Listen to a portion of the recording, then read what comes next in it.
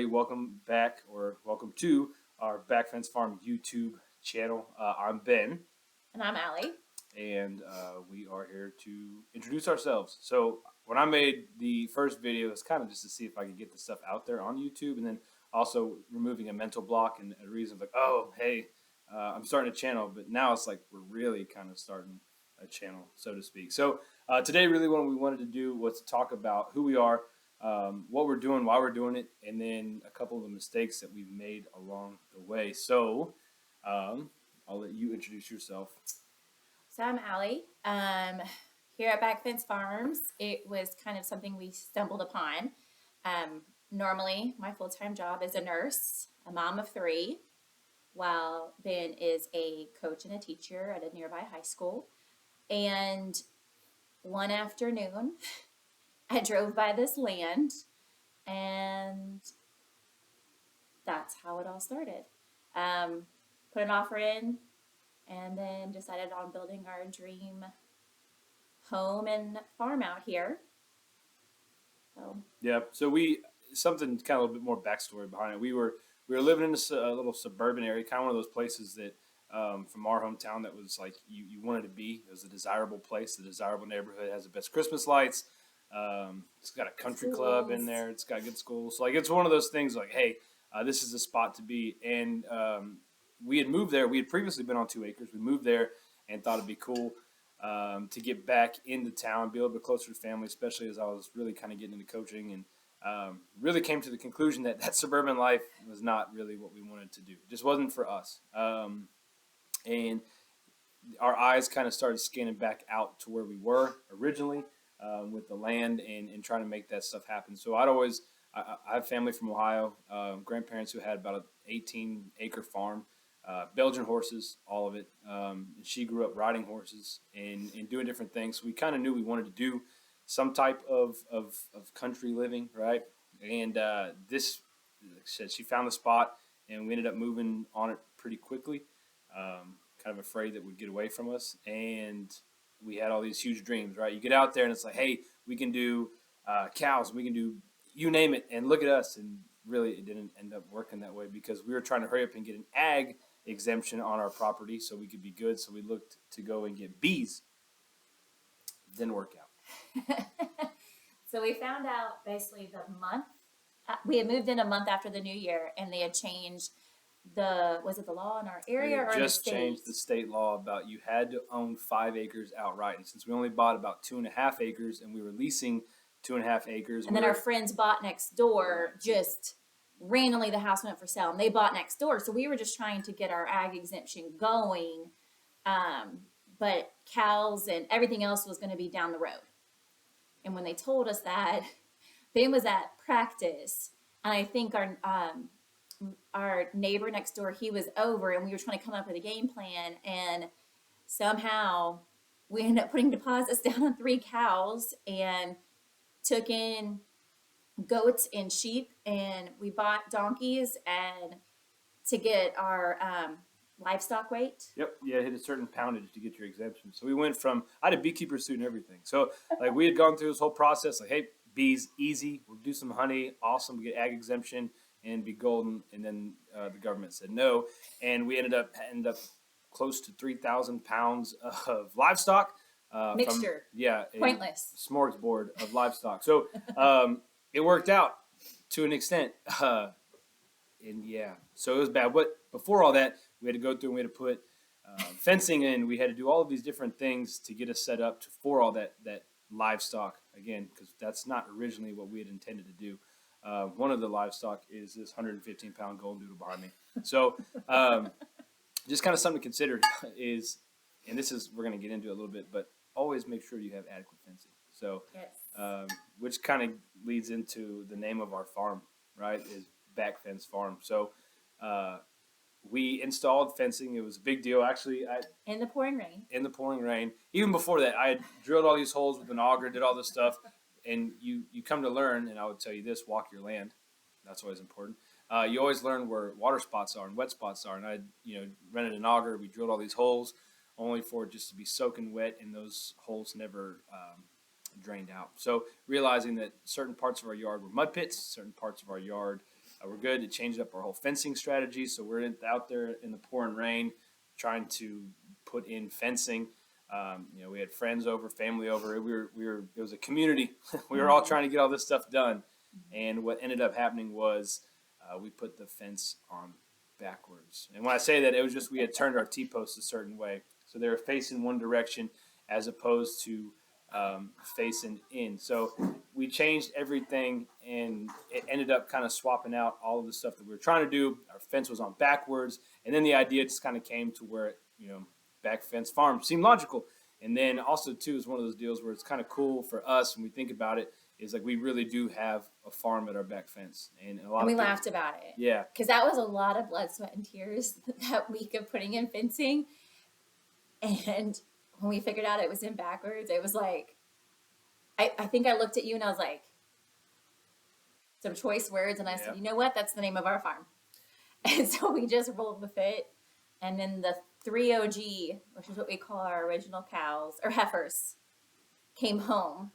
Yeah, not long after that, I think maybe that next weekend, we got the 3 cows delivered from a guy that he's down the street, and he raises them and breeds them, and they're Dexter cows, so they're mini cows, and so it's just kind of one of those things for us. Again, only about 2.5 acres. We're leasing again another 2.5 next door, and then we have neighbors that are tied in all under this ag. So we didn't want large animals to destroy the fence, especially one that was put on backwards. And so the Dexter cows seem the logical choice. They're smaller footprint. They eat less grass. There's a little bit less input that you need for animals that size. And logistically, they made a lot of sense, especially for us when we were thinking that we're going to be doing bees. And very tiny. So we go from very tiny to moderately tiny when it comes down to a livestock. So We also did Dexter because of football season. Ben really doesn't get to go hunting or anything. So what we chose when we actually tasted it from the breeder down the road, and it's very lean. And that was another thing that I was like, okay, small footprint reminds me of venison, and okay, I'd be willing to do that versus just like these massive fatty pieces of meat. Right. Here. And that's one of those things we learn along the way, and there's a lot of learning along the way, still learning along the way. And so kind of getting into it, for us, the understanding of the types of the cows that we were raising, and really truly we did a lot of research into them. I mean, I've driven by that house hundreds of times because they have camels, a camel and zebra.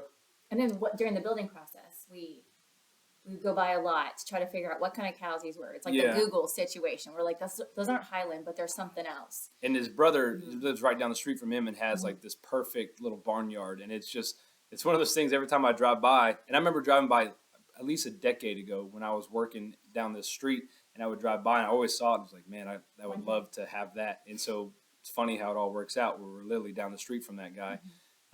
That was your start of Noble Pursuit. That was the start of the Noble Pursuit, indeed. So that's kind of what we're calling what we're doing, is the Noble Pursuit, because I think there's nothing more noble than raising your own food and doing it together as a family. So it's just something that we're really trying to strive to do, and it's been interesting. So that's a little bit of our backstory. It's a little bit who we are, and I think now kind of get into a couple things. We won't take too much of your time, but talk about maybe some things that might speed up your own process, your own pursuit, and make it more effective for you. So I'll let you throw out. Don't trust barbed wire that has been here on your property prior to you moving in. We learned that very fast. We have stories, again, choice words were expressed. One of the rogue original cows decided to jump a few pastures, including our neighbors that have horses. And so our ag neighbors that we tie in with had to help us get this cow back. There's been many of times where we would walk out and the cow would just be on our back porch. Or one evening, our other neighbor was driving home and she was like, I think a cow is out, because they bought a heifer as well to help with ag exemption. And so she basically like pulled like a modern day Yellowstone situation by corralling the cow with her car. Yep. Like Ben got the cow back into the pasture. It's pitch black. I don't remember if it was raining or not. With the black cow. With the black cow. Right. So Bad idea. before you get animals, definitely check your fencing. Also, goats are notorious for escaping. So you need very strong fencing. And what is the welded fencing that we have? Welded wire. So we learned that Beautiful. that's the one thing that does keep them in. Don't plant nice things or have nice furniture on your back porch if you have chickens. Well, Even if you clip their wings, they somehow get through. I think the biggest thing we're trying to say is like kind of know your infrastructure. That's kind of a good way to say it, because I think when you walk around and again we walked around like, hey, we have barbed wire here and there, and a lot of it was overgrown into, or we had a lot of trees and brush that was overgrown into that barbed wire. So once you get into winter and all that stuff tends to thin out, you find a lot of holes, and we found a lot of holes. Hence why we had cows just walking straight through. And it was things that I didn't see because originally when we bought the place, because it was the spring, basically like early spring, so we had some growth there, and it was just one of those things to where you really want to know your infrastructure, and if you don't trust it, there's a good reason don't. And sorry, your kids outside. So Sorry. it's live. We locked him out to make him go play outside. Yeah, so know your infrastructure, walk around and know what you're doing, and then know for your animals the type of infrastructure needed. So, like I said, we did in the welded wire, and we did that all around. Kind of like made an L around our house to fence and pasture, and then used electric poly wire after that to try and keep cows in, which we learned cows who are not trained on electric wire don't care about your electric wire fence that you might spend an hour setting up. It just doesn't work out. So know your infrastructure, and then plan accordingly, and then don't go cheap. And that's a big lesson that we've had to learn, because I am inherently budget conscious, and that is a great dress up way to say I'm cheap. And so when you go cheap, you kind of get what you pay for in regards to fencing, and trying to find shortcuts. So you spend a little bit of money up front, get the fencing that you need, and then ultimately it's going to last you a lot longer. You're not having to make repairs or patch it, and do any of those things. Which again, I want to say it is okay to patch it if you need to, but try and get ahead of the game and do the things you need to make sure that you have a solid infrastructure in place. Also, know that throughout the process and starting, like we said, we were a wayward home for animals to figure out what our passion is and where we really want to go with our farm. And I think we have we're getting there. We're trending in the right direction. We're trending in the right direction. Like, we loved our goats except one of them. But we just realized that with the space that we had and what we wanted to get from our space, goats were just not going to be in our radar anymore. We really have figured out, egg layers and meat birds. Right now we have our second round of red wattles, which is a type of pig, amazing pork, and the Dexter cows. And right now we have processed all of our cows that will be going for meat at this time. So basically we're left with our breeding stock to kind of figure out, how we want to go with this in the future. So animals are going to constantly be changing, constantly, until you figure out really and truly what is right for you and your farm, especially a small urban farm, which is kind of what we have.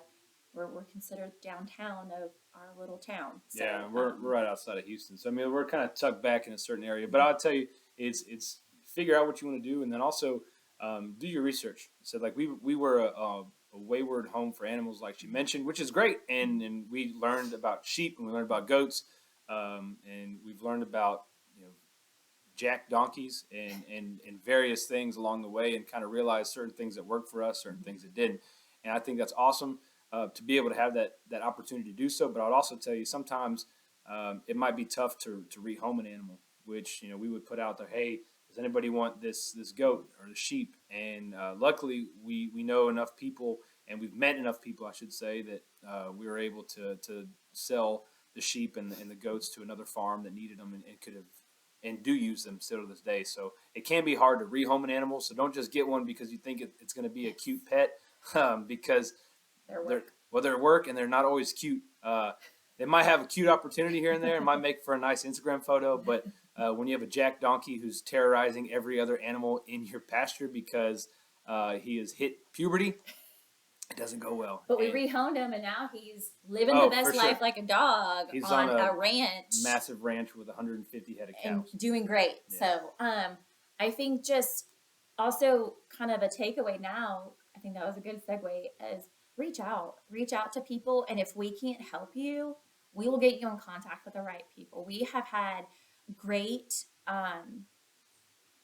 mentors sure. in this process that we have known for years, and then some we have just met, and we've met them over Instagram, and then we've gotten to know them personally. Like one of the mentors with I found her on Instagram because of our house plan, and she has the same house plan, and she's outside of Waco, and they have been super helpful with a lot of different things.